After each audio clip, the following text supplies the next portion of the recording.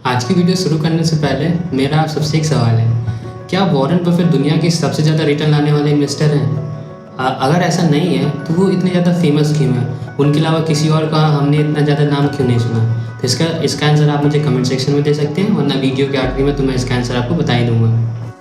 आज की इस वीडियो में मैं आपको उस लड़के की कहानी बताऊँगा जिसने रैग टू रिचेस तक का पूरा एक सफ़र तय किया है, और हम जानने की कोशिश करेंगे, और ये हम लोगों को जानना बहुत ज़रूरी भी है कि कैसे एक नॉर्मल मिडिल क्लास फैमिली में जन्म लेने वाला बच्चा दुनिया के सबसे अमीर आदमियों से एक कैसे हो गया। और हम ये भी जानने की कोशिश करेंगे कैसे उन्होंने ऐसा क्या किया जो दूसरे लोग नहीं कर पाए, जिसकी वजह से वो इतना अमीर नहीं बन पाए।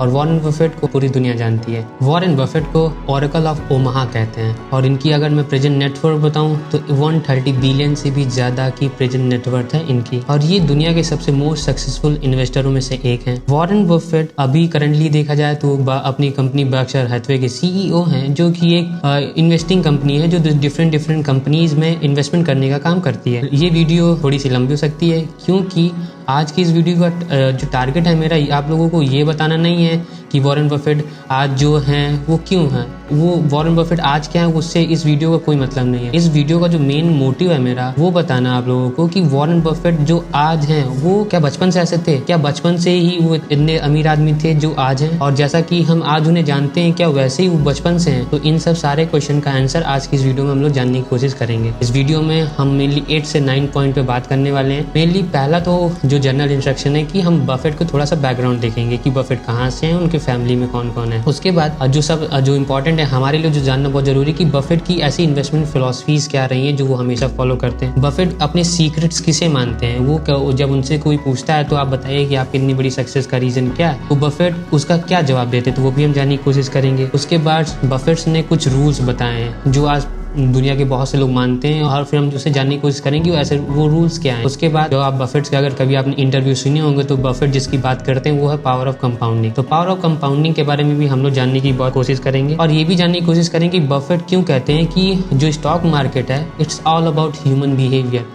बफेट ने स्टॉक मार्केट को ह्यूमन बिहेवियर से क्यों कंपेयर किया है। और उसके बाद नेक्स्ट पॉइंट हम लोग जानने की कोशिश करेंगे कि बफेट अगर किसी कंपनी को कैसे चुनते हैं, उनका क्राइटेरिया क्या है, उनके क्या पैरामीटर्स हैं कि अगर कोई कंपनी उन पैरामीटर्स को फिल करेगी तभी बफेट उनमें इन्वेस्ट करते हैं, वरना नहीं करते, चाहे फिर वो जितनी भी अच्छी कंपनी हो। उसके बाद हम लोग जानने की कोशिश करेंगे कि अब तक बफेट की सबसे ज्यादा मोस्ट सक्सेसफुल इन्वेस्टमेंट्स क्या रही हैं, और ये भी जानने की कोशिश करेंगे सबसे बड़ी मिस्टेक्स क्या करी उन्होंने स्टॉक मार्केट में, और उन मिस्टेक्स उन्होंने क्या सीखा है। आखिरी में हम लोग ये जानने की कोशिश करेंगे क्या बफेट के जो प्रिंसिपल है उन्हें हम आज भी प्रेजेंट मार्केट सिचुएशन में अप्लाई किया जा सकता है या नहीं। और आखिरी में वीडियो को कंक्लूड करेंगे और जो क्वेश्चन मैंने पूछा है उसका आंसर करेंगे। तो जो हमारा पहला पॉइंट है बफेट का बैकग्राउंड, तो अगर देखा जाए तो बफेट का जो पूरा नाम है वो है वॉरेन एडवर्ड बफेट। बफेट का जो जन्म है वो 30 अगस्त 1930 में ओमाहा में होता है। इनके फादर का नाम होता है ओमान हावर्ड बफेट, जो कि कह सकते हैं कि एक पॉलिटिशियन थे, और बचपन से ही बफेट ने एक लोअर मिडिल क्लास फैमिली में जन्म लिया था। तो बचपन से ही इन्होंने अपने फैमिली की जो पैसों की दिक्कत उसको देखा था। तो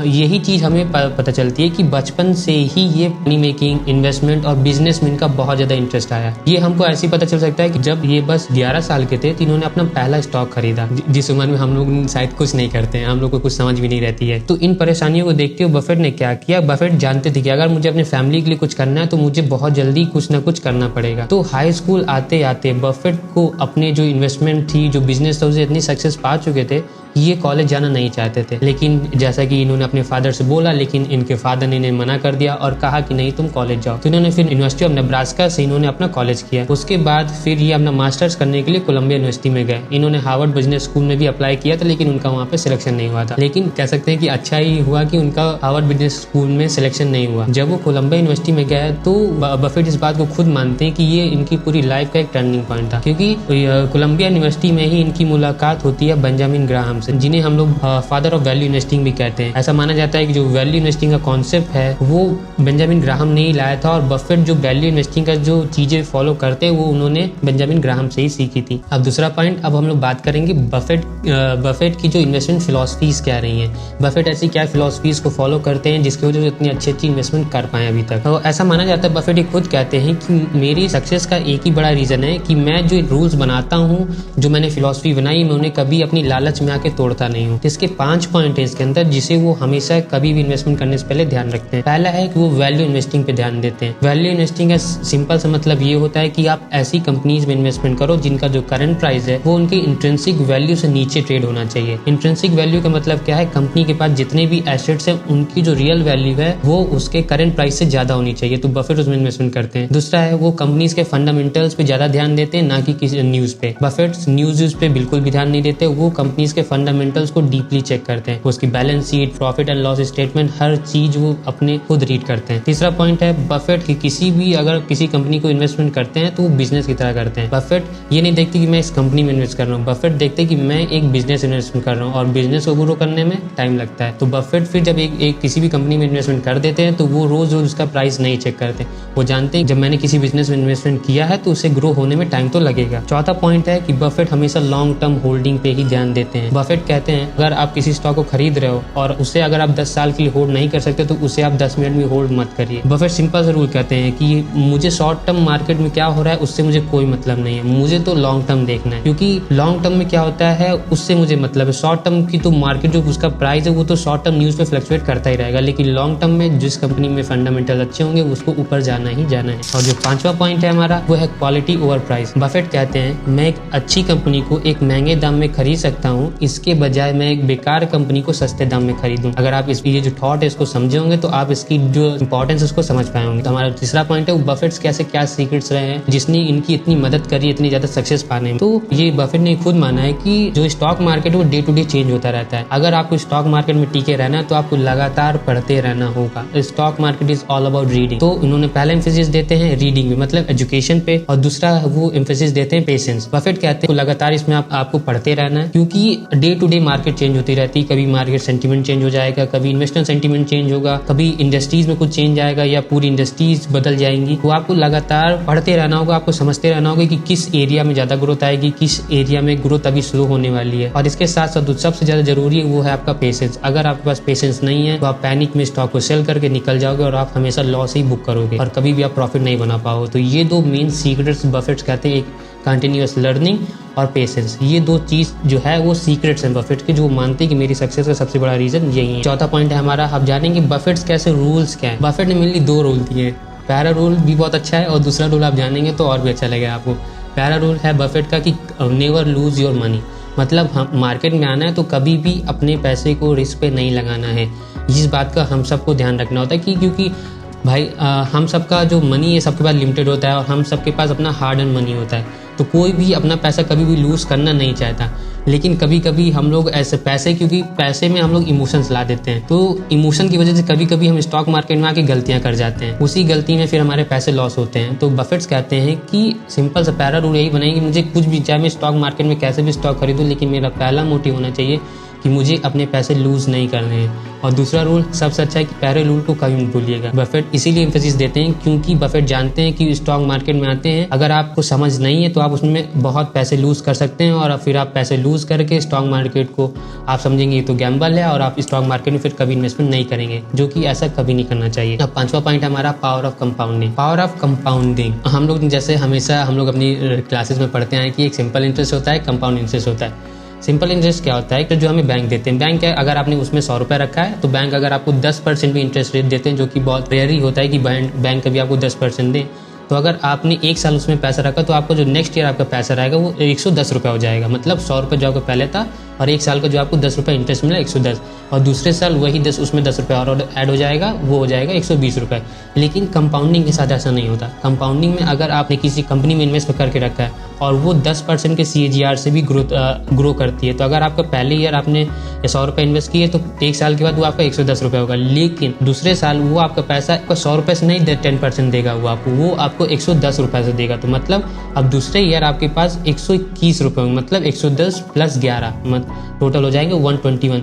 तो अभी आप कहेंगे 1 रुपये का डिफरेंस आ रहा है, लेकिन जब आप over the long period of time देखेंगे, जब आप इसे 30-40 साल में देखेंगे तो इसकी जो कर्व जाता है वो एक एक्सपोनेंशियल जाता है। बफेट कहते हैं कंपाउंडिंग की पावर आपको एकदम 2, 4, 5 साल या 6 साल में नहीं पता चलेगी। अगर आप जब लॉन्ग टर्म खेलते हो स्टॉक मार्केट में तब आपको रियल पावर ऑफ कंपाउंडिंग पता चलती है। बफेट की जो मेजॉरिटी ऑफ जो इनकी जो वेल्थ है वो उनके 50 साल के बाद क्रिएट हुई है और आज 50 साल से इतनी उनकी ज़्यादा कितनी वेल्थ क्रिएट हुई तो हम सभी देख रहे हैं। लेकिन 50 साल तक उनके पास कुछ भी, कुछ मिलियन, उनके पास कुछ अराउंड मिलियंस में ही थे। लेकिन 50 साल के तुरंत बाद ही उनका जो कंपाउंडिंग का कर्व इतनी ऊपर जाता है कि आज वो दुनिया के सबसे अमीर आदमी में से एक है। इस कंपाउंडिंग की जो पावर है, इसको समझाने के लिए बफेट ने बहुत जगह एक स्नो बॉल मूवमेंट का एक एग्जाम्पल देते हैं। कहते हैं कि जैसे मानो आपने एक पहाड़ से एक बड़ी सी स्नो की एक बॉल बनाई और उसको आपने पहाड़ से धक्का दे दिया।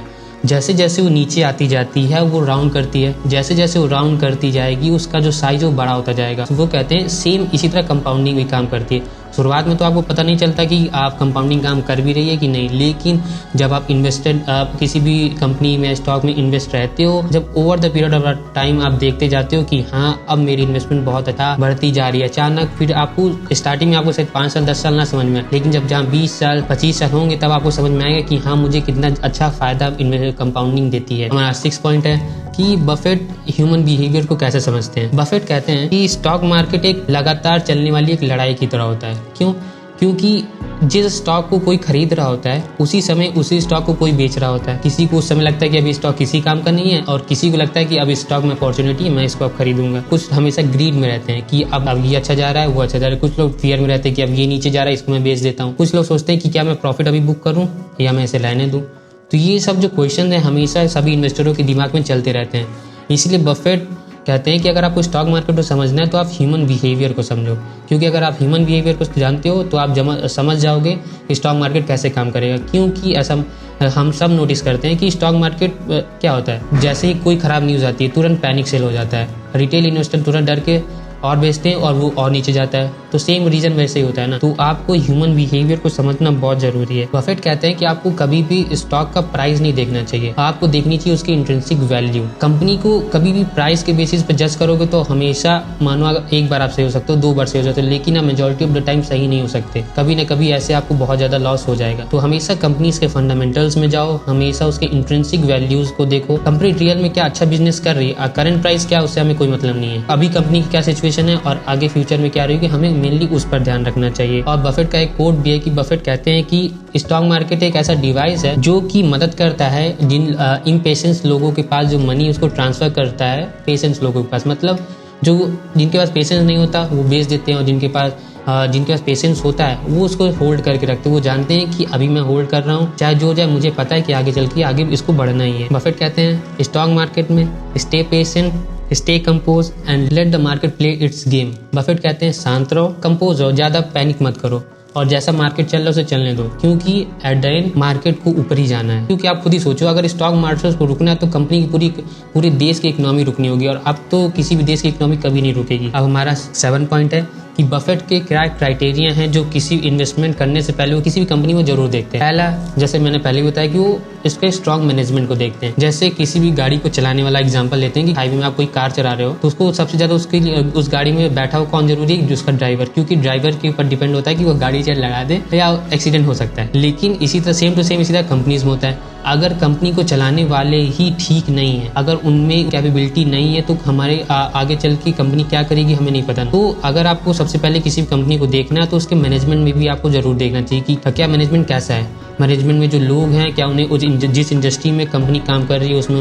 उनको उसमें नॉलेज है कि नहीं, और उनका पास्ट रिकॉर्ड कैसा है, क्या कंपनी किसी तरह के फ्रॉड में तो नहीं रही है, इसके प्रमोटर्स हैं वो किसी तरह फ्रॉड में तो नहीं इन्वॉल्व हैं, उनके ऊपर कोई आज तक कोई केस तो नहीं हुआ है किसी तरह का। ये सारी चीज़ें आपको जरूर चेक करनी चाहिए। तो दूसरा पॉइंट है उनका, कंपनी के पास एक मोट होना चाहिए। मोट मतलब क्या होता है, एक कम्पिटिटिव एडवांटेज। देखो कंपनीज, आप मानो आप किसी भी सेक्टर में जाते हो उसमें बहुत सारी कंपनीज होगी, लेकिन जिस कंपनी को आप चूज कर रहे हो उसके पास कुछ तो डिफरेंट होना चाहिए ना, जिसकी वजह से जो उसके कॉम्पिटिटर्स वो आगे निकले। अगर उसके पास कुछ भी ऐसा यूनिक नहीं होगा, जैसे हम लोग यूएसपी बोलते हैं, यूनिक सेलिंग पॉइंट, तो कंपनी वो क्या होगा, एट द एंड सभी कंपनी एक जैसे ही बराबर लेवल में परफॉर्म करेंगी। लेकिन अगर किसी कंपनी में कोई एडवांटेज है, वो अब ये एडवांटेज किसी तरह हो सकता है, या उसके प्राइस का एडवांटेज हो सकता है, या उसके ब्रांड का एडवांटेज हो सकता है, या किसी भी चीज़ का एडवांटेज हो सकता है कि जिसकी वजह से वो अपने कॉम्पिटिशन से बहुत आगे निकल जाती है। जिस भी कंपनी के पास मोट है वो होता है उससे इन्हें बहुत ज़्यादा फायदा मिलता है। है। इससे क्या होता है, इनके पास ये अपनी अर्निंग बढ़ा सकते हैं। ये अगर कभी इन्फ्लेशन सिचुएशन आती है तो अपने प्राइसेस को इंक्रीज कर सकते हैं और मोट होने की वजह से लोग इनके प्रोडक्ट को खरीदेंगे। तो इनके मार्जिन अच्छे होते हैं, इनकी बैलेंस शीट काफी अच्छी होती है और इनके पास कैश बहुत होता है। मेनली ऐसा नहीं है अगर किसी कॉम्पिटिटर कोई और प्रोडक्ट ले आया तो जिसकी वजह से इनको कोई दिक्कत है, ऐसा नहीं होता। इनके पास एक मोट होता है, मोट इन्हें अलाउ करता है कि आप सेम प्रोडक्ट को अच्छे प्राइस पे बेच सकते हो। अगर इसका मैं एग्जांपल लूं, जैसे अब क्या है, ज्वेलरी है, ज्वेलरी तो बहुत जगह है, लेकिन जैसे जो तनिष्क है उसमें जो लीडर में आता है, अगर वो कोई नई ज्वेलरी लाता है और थोड़ी महंगी भी लाता है तो लोग उसे खरीद लेते हैं क्योंकि जानते हैं कि उसके पास एक ब्रांड नेम है। तो उसका मोट क्या हुआ, एक ब्रांड हुआ। लेंसकार्ट एक ब्रांड नेम हो जाता है। जैसे हम लोग सामान खरीदते हैं, फॉर्चून का कोई सामान आता है तो उसको हम लोग ट्रस्ट करते हैं कि हाँ फॉर्चून एक ब्रांड है, तो उसका अगर कुछ चीज महंगी भी है तो हम लोग खरीद लेते हैं। तो यही अलाउ करता है कि मेनली मोड का काम यही होता है कि आपको वो ज्यादा एक कैसे तो लिक्विडिटी देता है कि आप सेम चीज को अच्छे दाम पे बेचो, आपके पास प्रॉफिट होते हैं। हमारा तीसरा पॉइंट है वो आप सब जानते ही हो कि बफेट स्ट्रॉन्ग फंडामेंटल्स पे ध्यान देते हैं। स्ट्रॉन्ग फंडामेंटल्स में हम लोग क्या क्या इंक्लूड करेंगे कि कंपनी की प्रॉफिट एंड लॉस स्टेटमेंट कैसी है, कंपनी की बैलेंस शीट हेल्दी है कि नहीं, कंपनी का ROE ROCE कैसा है, कंपनी का कह सकते हो कि कंपनी का जो पास्ट रिकॉर्ड रहा है कि कंपनी पास्ट में कैसे परफॉर्म करती है और फ्यूचर में क्या एंटिसिपेट किया जा सकता है कि कंपनी कितने लेवल पे तो ग्रो करेगी। और बफेट ये भी ध्यान रखते हैं कि मैं जिस कंपनी में इन्वेस्टमेंट कर रहा हूँ, मेनली वो सबको यही बताते हैं। अगर आप कभी उनका इंटरव्यू, कभी भी बड़े बड़े इंटरव्यू उनको सुनना, तो आपको ये समझ में आएगा वो हमेशा फंडामेंटल्स की ही बात करते हैं क्योंकि वो जानते हैं चाहे जो हो, अगर किसी कंपनी के फंडामेंटल्स अच्छे हो, भले ही उसका प्राइस आज उसके फंडामेंटल्स नीचे, एक टाइम के बाद आके उसके प्राइस को उसके फंडामेंटल्स को मैच करना ही होगा। चौथा पॉइंट है वो अंडरवैल्यूड स्टॉक ही ढूंढते हैं। उनको उनका मानना है कि मैं ऐसे किसी भी स्टॉक में इन्वेस्टमेंट नहीं करूंगा जिसकी प्राइस ओवर वैल्यू हो। वो हमेशा ऐसे ही स्टॉक इन्वेस्ट करते हैं जो कि अपनी जो इंट्रिंसिक वैल्यू से लो में ट्रेड कर रहे होंगे। इसके पॉइंट तो हम पहले भी बात कर चुके हैं। आज जो हमारा पांचवा पॉइंट है वो है सर्कल ऑफ कॉम्पिटेंस। बफेट का ये बहुत अच्छा रूल है, इसको हम लोग को खुद इंप्लीमेंट करना चाहिए क्योंकि ऐसा है हम लोग की नॉलेज लिमिटेड है और जहां हमको अपनी नॉलेज बढ़ाती रहनी चाहिए, हमको हर सेक्टर के बारे में पता होना चाहिए। लेकिन कुछ ऐसे सेक्टर हैं जिनके बारे में अब जैसे जो बहुत इमर्जिंग सेक्टर है, जैसे ब्लॉकचेन है, AI है, अभी हम लोग उतना नहीं जानते उनके बारे में। बफेट यही कहते हैं कि अगर आप किसी भी बिजनेस को नहीं समझते हो तो आपको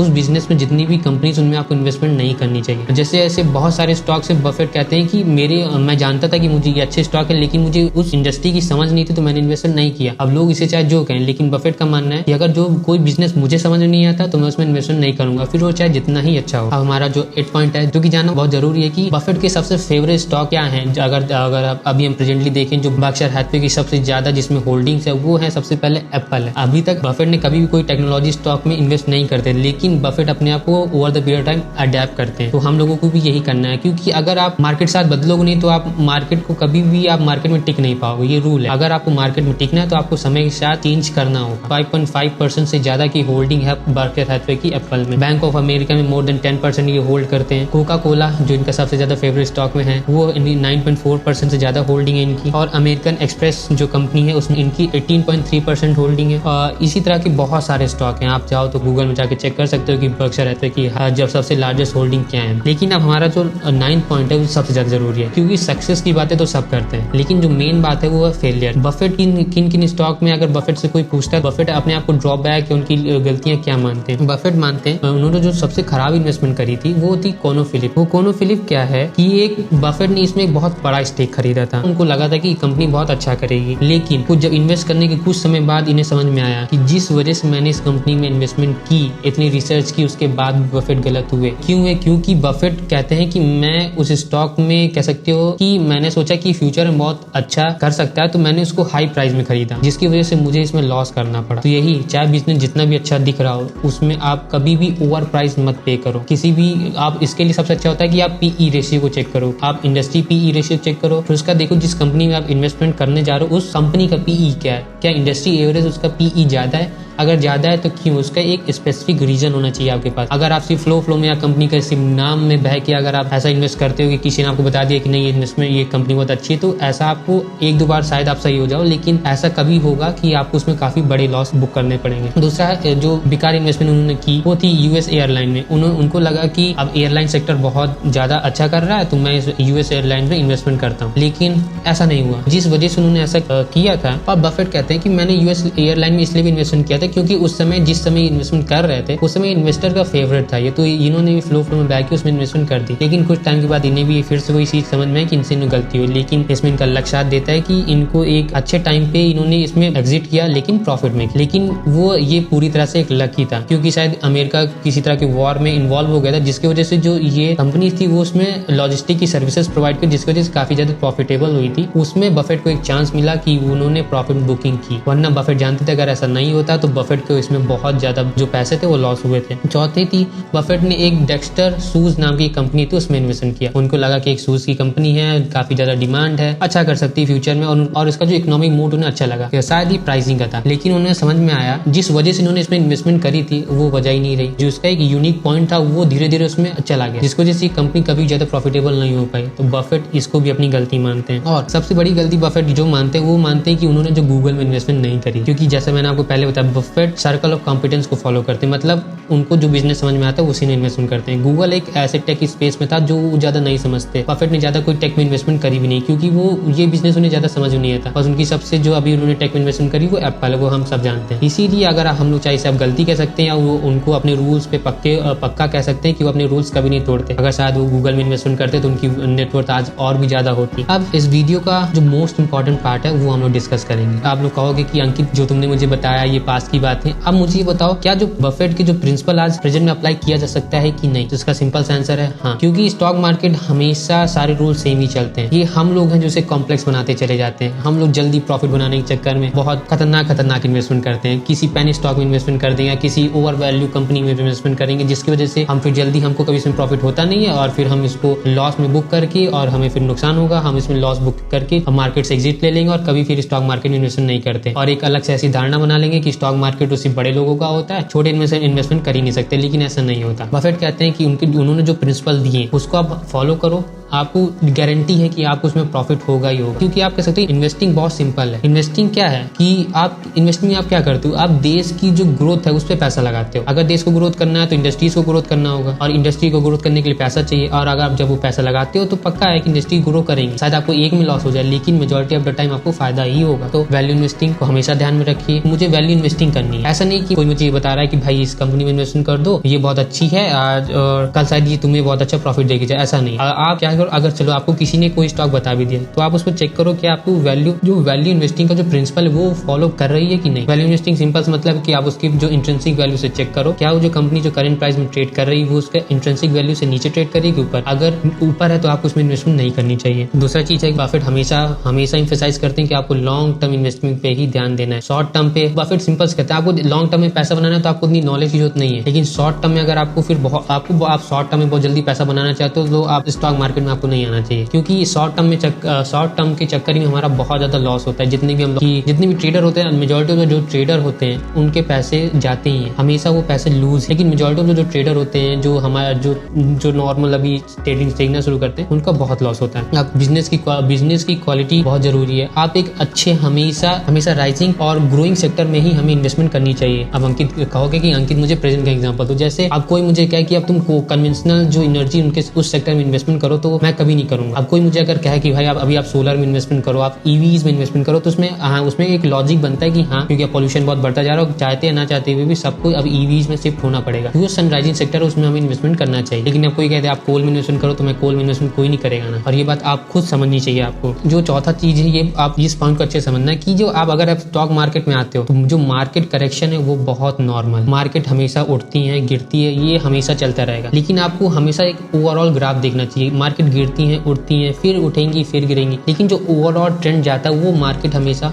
ऊपरी तरफ जाती है। शॉर्ट टर्म में हाँ शायद मार्केट 1 साल परफॉर्म ना करे, 2 साल ना करे, लेकिन 3 साल 4 साल 5 साल के बाद मार्केट ऊपर जाएगी ही जाएगी, क्योंकि इकोनॉमी को ग्रो करना है, स्टॉक मार्केट को तो ऊपर जाना ही होगा। तो आज की वीडियो यहीं तक। अब हम वीडियो को कंक्लूड करते हैं। ये वीडियो काफी लंबी हो गई है, अगर आप इस वीडियो को यहाँ तक देख रहे हैं तो बहुत सारा आपको थैंक यू है, क्योंकि अगर आप इतनी देर तक वीडियो सुन रहे हैं मतलब आप स्टॉक मार्केट में बहुत ज्यादा इंटरेस्ट रखते हैं, और ये होना भी चाहिए, क्योंकि अब स्टॉक मार्केट में इन्वेस्टमेंट करना बहुत जरूरी है, क्योंकि हम लोग जो डेली लाइफ में जो काम करके जो सैलरी जो अर्न होती है वो तो होती है, लेकिन एक ही आपका एक पैसिव वे बन सकता है कि आप अपने पैसे को ग्रो कैसे कर सकते हो। क्योंकि वी एज अ इंडियन हम लोग इनकम करने में बहुत अच्छे होते हैं, हम लोग सेव करने में बहुत अच्छे, लेकिन हम अपने पैसे को कभी ग्रो पे ध्यान नहीं देते। लेकिन अब इतना इन्फ्लेशन इतना बढ़ता जा रहा है कि अब हमें पैसे की ग्रोथ पे ध्यान देना होगा कि कैसे जो हमारे पैसे हम इसको ग्रो कैसे किया जा सकता है। तो हम लोग इस वीडियो को कंक्लूड करेंगे, और अगर आपने इस वीडियो को यहाँ तक देखा है तो एक लाइक तो बनता है। और अगर आप मुझे किसी तरह का सजेशन देना चाहते हैं या वीडियो में आपको किसी चीज़ की कमी लगी तो आप मुझे कमेंट सेक्शन में बता सकते हैं। और जो स्टार्टिंग में मैंने आपसे क्वेश्चन पूछा था उसका आंसर ये है कि वॉरेन बफेट दुनिया में सबसे ज्यादा रिटर्न लाने वाले इन्वेस्टर नहीं है, लेकिन